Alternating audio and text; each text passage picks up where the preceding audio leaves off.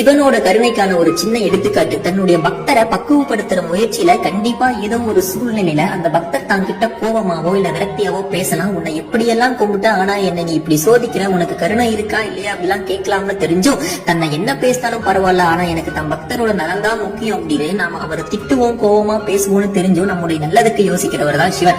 மனித உறவுல என்னதான் நம்ம பாசம் வச்சிருந்தாலும் நம்மள யாராச்சும் கோபமாவோ இல்ல சின்னதா ஏதாச்சும் சொல்லிட்டா கண்டிப்பா நம்மளால அதை தாங்க முடியாது. ஆனா சிவனோட உறவு அப்படிங்கிறது எப்படின்னா, அவர் நம்மளை ஆட்கொண்ட அப்புறம் ஏதோ ஒரு காரணத்துல நாமளே விலகி விலகி போனாலும் நம்மளை தேடி தேடி வரதுதான் சிவனோட கருணை.